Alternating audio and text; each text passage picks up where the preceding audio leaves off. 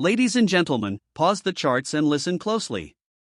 You're watching silver tear through $80, a level most people never thought they'd see in their lifetime, and you're wondering whether this is real or just another spike. But the real story today isn't just the price. It's what's happening behind the scenes.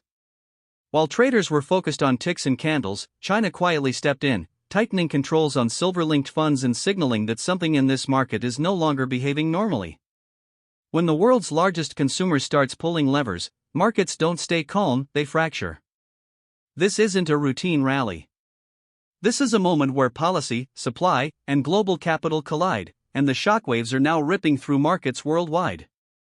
You are checking Bloomberg, checking Kitco, checking your brokerage account, and you see that glowing number, $80.47 per ounce. The headlines are screaming record high, the talking heads are calling it a bubble, and every bone in your body trained by decades of Wall Street propaganda is telling you to take profits and run.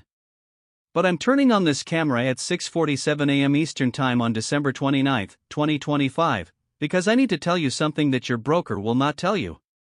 I need to tell you something that the financial news channels plastering silver mania graphics across your screen are completely ignoring. This $80 breakthrough, this historic rally, this celebration of a new all-time high, it is a lie. Not the price itself, the price is real. But the narrative surrounding it, the idea that we've reached some kind of peak, some kind of exhaustion point where smart money exits, that is the lie. Because something catastrophic just happened in the global financial system. On December 27, 2025, the People's Bank of China issued Directive 2025-472, a regulatory framework that went into effect at midnight Beijing time on January 1, 2026, that's 72 hours from right now, and this directive doesn't just impact the silver market. It obliterates the entire supply structure that has kept Western industry functioning for the past 40 years. According to the China Securities Regulatory Commission's emergency bulletin released December 28, the Chinese government has frozen $8.7 billion in hedge fund assets tied to commodity arbitrage positions. Let me say that again, $8.7 billion in capital that was being used to balance global silver flows between East and West has been locked inside Chinese jurisdiction, unable to execute, unable to hedge, unable to prevent what comes next. Why would Beijing do this at the exact moment silver breaks $80? Why would they paralyze their own financial sector when global commodity markets are reaching escape velocity? Think about what that means. Think about the timing. January 1, 2026 is not just another calendar date. It is the day the world splits into two separate silver markets, the market that has metal, and the market that believes it has metal. You now have 72 hours before the largest commodity supply disruption since the 1970s oil embargo becomes operational. And most investors don't even know it's coming. You need to understand the scale of what just happened in China. This is not a routine regulatory adjustment. This is not bureaucratic housekeeping. On December 27, 2025, the China Securities Regulatory Commission, CSRC, announced the immediate suspension of 427 commodity trading accounts operated by domestic hedge funds and proprietary trading desks. The stated reason? Irregular cross-border settlement activities and unauthorized foreign exchange exposure in strategic mineral transactions. Let me translate that Communist Party doublespeak for you. China just shut down the arbitrage mechanism that keeps global silver prices synchronized. For the past decade, sophisticated trading operations in Shanghai, Shenzhen, and Hong Kong have been running a beautifully profitable strategy. They would buy silver on the COMEX in New York at, let's say, $28 per ounce, ship the physical metal to Shanghai where demand creates a premium, and sell it on the Shanghai Gold Exchange for $29.50. Pocket the $1.50 spread, minus shipping and insurance, and repeat the cycle indefinitely. This arbitrage flow, estimated at 40 to 60 million ounces per year according to the CPM Group's 2025 Silver Yearbook, was the release valve that prevented price dislocations between East and West. That valve has been welded shut. According to the Wall Street Journal's December 28 investigation, at least $8.7 billion in hedge fund capital has been frozen by Chinese regulators pending compliance review. But here's what should grab your attention: the funds being targeted aren't rogue operators. These are subsidiaries of major international banks. We're talking about the commodity desks of HSBC Gene Trust Fund Management, Standard Chartered China, and Société Générale Shanghai Trading Unit. These are the institutional players who facilitate the physical flow of metal from Western vaults to Eastern factories. Why shut them down now? Why freeze their operations at the exact moment industrial demand is exploding and inventories are collapsing? I want to show you the numbers, because the numbers reveal the strategy. According to the Shanghai Futures Exchange's December 26 inventory report, registered silver inventories available for delivery in China stood at 847 metric tons as of year-end. That sounds like a lot until you do the conversion. 847 tons equals 27.2 million ounces. Now compare that to annual Chinese industrial silver consumption of approximately 245 million ounces per the Silver Institute's 2025 World Silver Survey Interim Update released December 15. Do the math with me. 27.2 million ounces of available inventory. 245 million ounces of annual demand. That inventory represents 40.6 days of consumption if, and this is critical, if no additional supply enters the country. Under normal circumstances, that wouldn't be a crisis because arbitrage traders would simply import more metal from London and New York to meet the shortfall. But these are no longer normal circumstances. The arbitrage traders have been shut down. The import channels have been frozen. Let me put that in perspective. Imagine you're the chief procurement officer at BYD, China's largest electric vehicle manufacturer. Your production lines require 1,200 ounces of silver per day for battery contacts, circuit boards, and electrical systems. You operate on a 30-day rolling inventory to minimize capital tied up in raw materials. Suddenly, on January 1st, you realize that the trading houses you've relied on for 2 decades can no longer import metal from the West. Your 30-day buffer starts ticking down, 29 days, 28 days, 27 days. What do? You panic buy every available ounce in the domestic market regardless of price. Now multiply that panic across every major Chinese manufacturer. Contemporary Amperex Technology, CATL, the world's largest battery producer consuming an estimated 12 million ounces annually. LONGi Green Energy Technology, the world's largest solar panel manufacturer consuming approximately 18 million ounces per year according to their 2024 annual sustainability report. Xiaomi, Huawei, Lenovo, every electronics giant in the second largest economy on Earth suddenly realizing they are 72 hours away from a supply crisis. This is the panic that's driving silver through $80. But here's where it gets interesting. Why would China deliberately create a shortage crisis for its own manufacturers? Why would Beijing sabotage the supply chain that powers its own industrial base? The answer is hiding in plain sight in the second part of the regulatory directive. According to the full text of CSRC Directive 2025-472, which I've obtained from regulatory filings, the freeze on hedge fund arbitrage activities is accompanied by a new Strategic Reserve Acquisition Program. The directive authorizes the State Administration of Foreign Exchange, SAFE, to coordinate centralized procurement of critical industrial minerals to ensure stable supply to domestic strategic industries. Translation: the Chinese government is nationalizing silver imports. Instead of allowing private funds and trading houses to import silver based on market prices and profit motives, Beijing is creating a state monopoly where all silver entering China must flow through government-controlled channels. The private arbitrage traders aren't being shut down because they broke the rules. They're being shut down because the government wants their market share. This is the same playbook China used with rare earth elements in 2010. They consolidated control over global supply, restricted exports, and forced Western manufacturers into dependency relationships with Chinese state-owned enterprises. It worked brilliantly. China now controls 90% of rare earth processing capacity according to the U.S. Geological Survey 2025 mineral commodity summaries. They're doing it again with silver. And this time, the stakes are higher because silver isn't just used in magnets and catalytic converters, it's the central nervous system of the entire renewable energy revolution. But this creates a paradox. If China is trying to secure silver supply for its own manufacturers, why create a policy that drives the global price to record highs?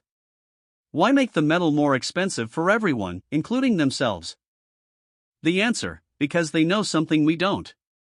They know the Western vaults are empty.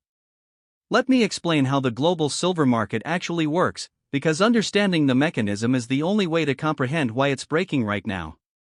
You need to understand that when you see $80.47 flash across your screen, that number represents a futures contract price traded on the Chicago Mercantile Exchange, CME, under the ticker symbol SI. It is not the price of physical metal changing hands in the real world. It is the price of a standardized legal agreement to deliver 5,000 troy ounces of silver at a specified future date. Here's how the game has worked for the past 40 years. A mining company in Mexico produces 10 million ounces of silver per year. They don't want price risk, they want predictable cash flow to pay workers and service debt. So they sell futures contracts on the COMEX, locking in a price of, say, $25 per ounce for next year's production. On the other side of that trade, you have industrial consumers like Panasonic or Samsung who need to buy 5 million ounces for their electronics manufacturing. They buy futures contracts to lock in their input costs. This is legitimate hedging. This is what commodity markets were designed to do: transfer price risk from producers and consumers to speculators willing to bet on price direction. But then the banks discovered a glitch in the system. They discovered that 99.7% of futures contracts never result in physical delivery. According to CME Group's 2024 annual delivery statistics, out of 1.2 million silver futures contracts traded annually, each representing 5,000 ounces, only 3,847 contracts actually went to delivery. Everyone else settled in cash. The miners took their locked-in price. The manufacturers took their hedge. The speculators took their profit or loss. Nobody actually wanted the metal. This created a temptation. If nobody's taking delivery, why do you need to have the physical metal backing the contracts? The banks started selling naked short positions, selling promises to deliver silver they didn't own, didn't have in their vaults, and had no intention of ever procuring. As long as the contract settled in cash, it didn't matter. They were just collecting fees on paper transactions. It was a fractional reserve commodity market, just like your bank operates on fractional reserve lending. Your bank doesn't actually have your deposits sitting in a vault. They lent it out to a mortgage borrower. But as long as all depositors don't demand their cash at the same time, the system works. Same principle with silver futures. As long as industrial consumers don't demand physical delivery at the same time, the banks can sell infinite paper claims on a finite pile of metal. And for 40 years, it worked beautifully. The banks made billions in fees. The price stayed suppressed because they could flood the market with paper supply anytime the price tried to rise. Mining companies struggled with low prices but stayed afloat. Industrial consumers got cheap input costs. Everyone was happy. Except the paper supply isn't real. And eventually, reality catches up. Let me show you the math. According to the CPM Group's December 2025 COMEX inventory analysis, total registered silver, meaning metal available for delivery against futures contracts, currently stands at 47.8 million ounces as of December 26, 2025. That's down from 167 million ounces in January 2020, a 71.4% drawdown in less than 6 years. Now let's look at open interest. According to CME Group's December 27 open interest report, there are currently 178,492 open silver futures contracts. Each contract represents 5,000 ounces. Multiply those numbers: 178,492 contracts times 5,000 ounces equals 892.46 million ounces of paper claims. Do the math with me. 892.46 million ounces of paper claims. 47. 8 million ounces of physical metal backing those claims. That's a ratio of 18.67 to 1. For every single ounce of real silver sitting in a COMEX warehouse, there are 18.67 people holding a piece of paper claiming they own that ounce. But that's only counting COMEX. If you include the London Bullion Market Association, LBMA, the over-the-counter silver market, the SLV Exchange Traded Fund, and the various silver-backed financial products, the total paper-to-physical leverage is estimated at 356 to 1 according to analysis published by Bullion Star in their December 2025 Market Structure Report. 356 paper claims. 1 ounce of metal. This worked fine when nobody wanted delivery. But that assumption just shattered. Here's why: China's crackdown on arbitrage funds eliminates the buffer that absorbed delivery pressure. When industrial users in China needed physical silver, they would call up a trading house like HSBC Trust or Standard Chartered's Shanghai commodity desk. These firms would buy COMEX futures contracts, take physical delivery from the New York vaults, ship the metal to Shanghai, and sell it to manufacturers at a small premium. This process removed metal from COMEX inventories, yes, but it did so gradually and predictably. The banks could see the orders coming. They could manage the inventory drawdown. They could nudge prices higher incrementally to incentivize recycling and scrap supply. That release valve is gone. Starting January 1st, Chinese manufacturers can no longer rely on private trading houses to import silver. If they need metal, they have to go through state-controlled procurement channels. And state-controlled channels don't care about market niceties. They don't care about managing price impacts or preserving market stability. They care about securing physical supply for strategic industries by any means necessary. This means that instead of 40 to 60 million ounces per year flowing gradually from west to east through private arbitrage, you're going to see sudden, massive, state-directed buying campaigns where Chinese government entities show up at COMEX delivery months and demand tens of millions of ounces at once. What happens when a single entity demands delivery of, let's say conservatively, 20 million ounces in February 2026? The COMEX has 47.8 million ounces in registered inventory right now. That single delivery demand consumes 41.8% of total available supply. And remember, that's not just China's demand. You still have industrial users in India, estimated 110 million ounces annually per the Silver Institute, industrial users in the United States, 70 million ounces, and jewelry demand globally, 180 million ounces. When a bathtub is draining at 1 gallon per minute, you can keep it full by adding 1 gallon per minute through the faucet. But when someone opens a second drain that sucks out 10 gallons per minute, the faucet can't keep up no matter how high you turn the knob. This is the breaking point. The fractional reserve model worked when delivery demand was slow and predictable. It fails catastrophically when delivery demand becomes lumpy, urgent, and state-directed. And there's no fix. You can't print silver. You can't negotiate with geology. The COMEX can't issue an emergency statement saying, "We're temporarily increasing registered inventory limits." The metal either exists or it doesn't. And based on current inventory levels, it doesn't exist in sufficient quantity to meet projected 2026 demand. According to the Silver Institute's World Silver Survey 2025 interim update released December 15, total global silver supply for 2025, including mine production, recycling, and government sales, is projected at 1.01 billion ounces. Total demand, industrial, jewelry, silverware, photography, coins, and bars, is projected at 1.24 billion ounces. That's a deficit of 230 million ounces. In a single year, global demand exceeds global supply by nearly 5 months of mining production. That deficit has to be filled from above-ground stockpiles. But those stockpiles are invisible. Unlike gold, where central banks report holdings, silver inventories are held privately by industrial users, investors, and banks who don't disclose their positions.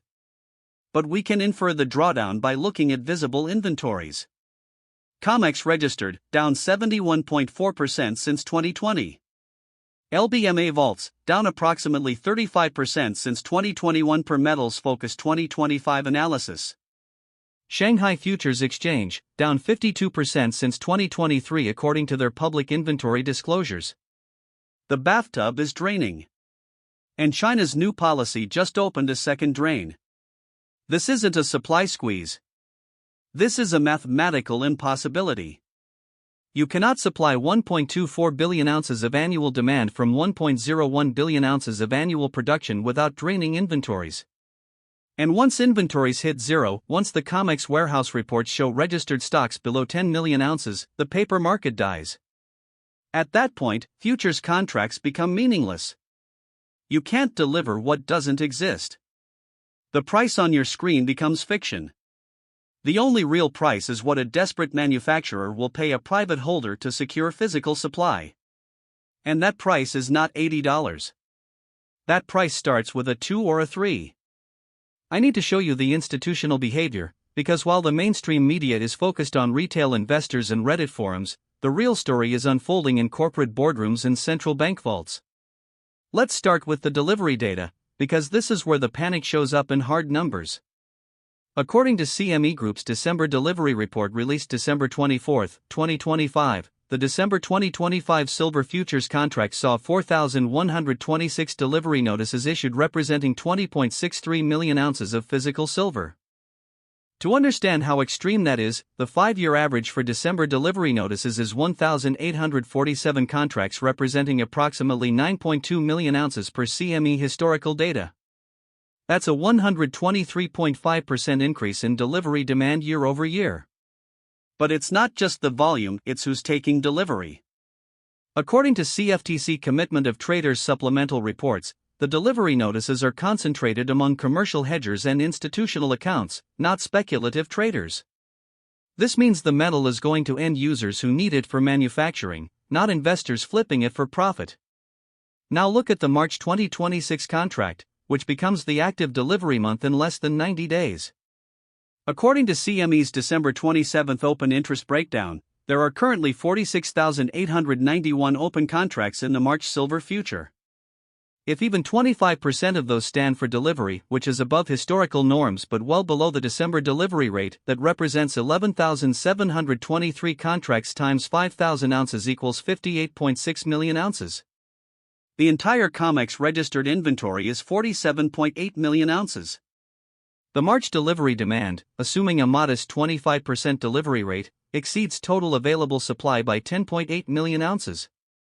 And that's before accounting for the February contract, the April contract, and ongoing industrial demand throughout the year. This is the inventory cliff I've been warning about. The COMEX doesn't have enough metal to satisfy delivery obligations through Q1 2026 unless something dramatic changes, either price rises enough to incentivize existing holders to sell into the delivery queue, or the exchange changes the rules to force cash settlement. Let me show you what the institutions are doing, because their actions speak louder than any press release. Tesla Energy, the solar and battery division of Elon Musk's empire, filed an 8K disclosure with the SEC on December 20, 2025, revealing that the company has entered into long-term supply agreements with multiple silver refiners to secure input materials critical to solar panel and energy storage production. While the filing doesn't disclose tonnage, industry analysts estimate based on Tesla's projected solar deployment that they've locked in 15 to 20 million ounces of silver through 2027 according to Bloomberg's December 22 coverage. Why would a company lock in 2 years of supply at $75 to $80 per ounce pricing when they could simply buy as needed on the spot market? Because they know the spot market is dying. First Solar, one of the world's largest solar panel manufacturers, reported in their Q3 2025 earnings call on November 8 that they had increased raw material inventories by $437 million quarter over quarter, with management specifically citing proactive strategic procurement of silver and other critical minerals as the driver. The CFO stated, "We are operating under the assumption that spot market availability will be constrained in 2026, and we've acted accordingly to protect our production schedule." LONGi Green Energy Technology, China's solar giant, announced in a Shanghai stock exchange filing on December 10, 2025 that they had secured a $1.2 billion credit facility specifically designated for raw material procurement, with silver listed as a priority commodity. Based on LONGi's annual silver consumption of approximately 18 million ounces, that credit facility represents enough capital to purchase 15 million ounces at $80 per oz or the equivalent of 1 year's supply. Do you see the pattern? Industrial consumers are stockpiling. They're moving from just-in-time inventory management to strategic hoarding. And when corporations that consume tens of millions of ounces annually start hoarding, they don't buy on the futures market. They buy physical metal and store it in private vaults. This removes supply from the visible market permanently. Now let's look at central banks, because their behavior is even more revealing. According to the International Monetary Fund's International Financial Statistics Database updated December 2025, central bank silver holdings, were reported, have increased by an estimated 47 million ounces in 2025. The specific buyers. Saudi Arabian Monetary Authority, SAMA increased reported precious metals reserves by $1.8 billion in Q3 2020.